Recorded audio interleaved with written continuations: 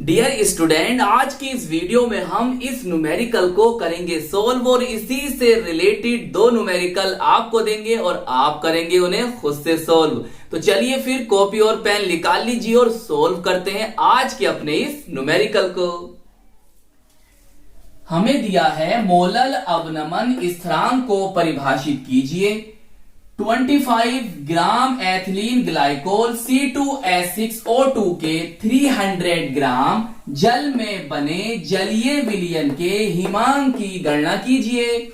जल के मोलल अवनमन स्थिरांक का मान 1.86 केल्विन किलोग्राम पर मोल या मोल इनवर्स जैसा आप पढ़ना चाहो, तथा जल का हिमांक 273.15 केल्विन है। 2024 में 3 नंबर में पूछा गया ये न्यूमेरिकल। पूछा जाना चाहिए था 5 नंबर में और पूछा है 3 नंबर में।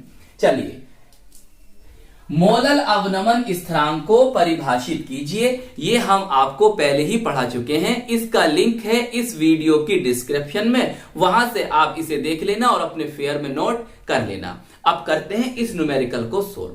देखो, इस तरह के न्यूमेरिकल को सोल्व करने के लिए आपको विलय बोले तो सोल्यूट और विलायक बोले तो सोलवेंट, तो विलय और विलायक दोनों का पता होना भी जरूरी है। देखो, आप कैसे पहचानोगे? देखो, उसने कहा 25 ग्राम एथिलीन ग्लाइकोल के 300 ग्राम जल में बने जलीय विलयन। इसका मतलब यह है कि हमने 25 ग्राम एथिलीन ग्लाइकोल को 300 ग्राम जल में घोला। किसको घोला सर? एथिलीन ग्लाइकोल को। तो ये हो गया आपका विलय, जिसको आप घोलोगे, जो घुलेगा, और जो घोलेगा, जिसमें घोलोगे और जो घोलेगा वह क्या कहलाएगा? विलायक। तो ये हुआ आपका विलायक और ये हुआ आपका कौन? विलय। बात समझ में आ गई इतनी? चलिए, अब जो वैल्यूज हमें दे रखी हैं हम उसे करते हैं, उसे लिखते हैं नीचे।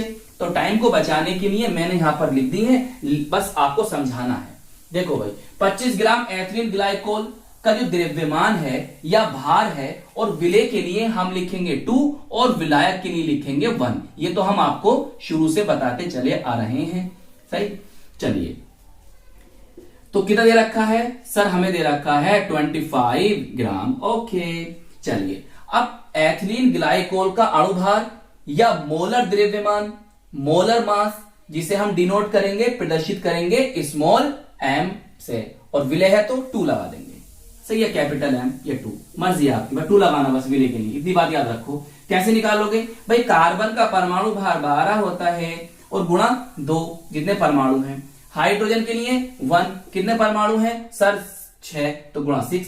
ऑक्सीजन के लिए सर 16 और कितने परमाणु हैं सर? 2, तो गुणा 2 कर दोगे। जब आप आगे करोगे तो आ जाएगा 62 ग्राम पर मोल। ये इसका अणुभार या मोलर द्रव्यमान होगा। चलिए आगे चलते सवाल में। 300 ग्राम जल, तो जल कौन है आपका? सर विलायक है। तो विलायक के लिए मैंने बताया था 1 लिखना है, तो W1 लिख दोगे।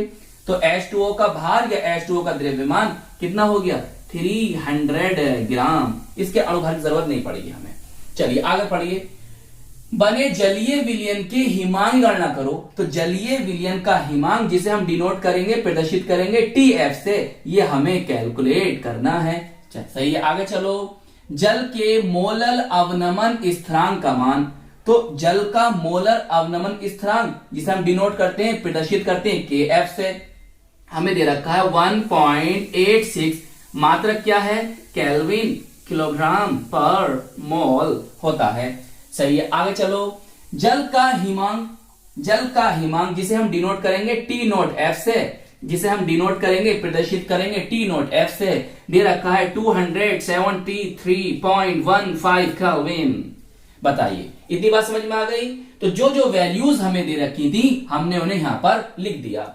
सर हम इसको कैसे कैलकुलेट करेंगे? आइए समझते हैं। हम एक रिलेशन जानते हैं, सही। ब्लैक पेन से लिखना ये बात। डेल्टा टी एफ बराबर T not F minus TF।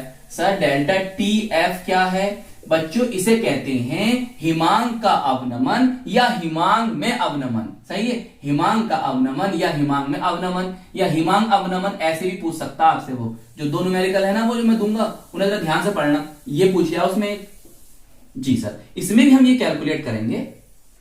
सही, ये इसके बिना तो सवाल नहीं हो पाएगा सर। चलिए, तो सर हमें तो डेल्टा टीएफ का मान पता ही नहीं है, कोई टेंशन नहीं है, हम इसका भी फॉर्मूला जानते हैं। सही, ये ब्लैक पेन से लिखना। सही, इस तरह बॉक्स में बंद कर देना। क्या जानते हैं? 1000 इंटू के एफ इंटू विलय का भार अपॉन विलय का अनुभार और विलायक का भार लिख देते हैं। चलिए, वैल्यूज रखना शुरू करो। 1000 इंटू 1.86 इंटू इसका बेटा W2 का जल्दी बताओ।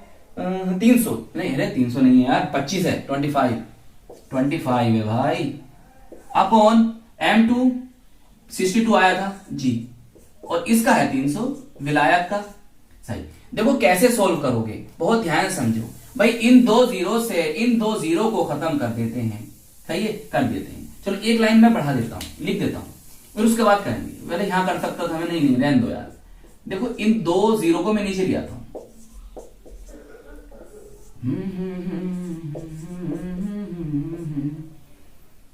यह 3 है और 2 जीरो भाई ये नीचे आ जाएंगे, इस तरह से आ जाते हैं ना जी सर। इतना तो हम जानते हैं। अब देखो ये खत्म हो गया, ये हो गया 62 को ये जाएगा इससे 3 बार, और 3 ही कम 3 हो जाएगा, हो गया।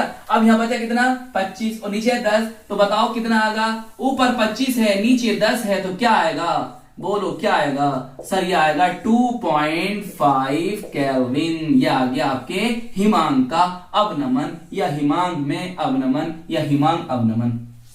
सही, हिमांक में होने वाली कमी। चलिए, डेल्टा टी एफ बराबर क्या हो गया आपका? 2.5 केल्विन। सही, तो बताइए अब आप इसे कैलकुलेट कर सकते हो? जी सर, हम कैलकुलेट कर सकते हैं। देखो ये आपको पता है? जी सर ये पता है। ये आपको पता है? जी सर हमें बिल्कुल ये पता है। तो अब ये हम कैलकुलेट कर देंगे। तो ऐसा करते हैं, इसे एक बार नीचे लिख लेते हैं। सही, दोबारा सही ब्लू पेन से लिख लो, कोई बात नहीं, कोई टेंशन नहीं है, कोई टेंशन नहीं है। लिख लो भाई, इस तरह से हमने सर लिखा। इसकी वैल्यू रखो सर 2.5 इज इक्वल टू, इसकी वैल्यू ये तो यार याद होनी चाहिए आपको, याद है? देखो मैं इसे इधर लेकर आया, इसको इधर लेकर आया, तो ये प्लस का हो जाएगा जी सर 273.15, और मैं इसे इधर ले गया तो क्या हो जाएगा? माइनस का हो जाएगा जी सर, माइनस का हो जाएगा। अब बताओ कितना बचेगा इसको घटाने के बाद? यार कैमरे में आ रही है नहीं आ रही है देखना पड़ेगा, तुम घटाओ। ये बचेगा आपका इतना केल्विन, और यही इस सवाल का होगा आंसर। तो चलो फिर अब आप इन दो न्यूमेरिकल को खुद से करो, सोल्व कर लोगे, इसी की तरह है ना? तो आई होप ये न्यूमेरिकल आपको अच्छी तरह से समझ में आ गया होगा। अपना ख्याल रखिएगा, खूब मेहनत से पढ़ाई करते रहिएगा, और हम मिलेंगे आपको इसकी नेक्स्ट वीडियो में। जय हिंद, जय भारत।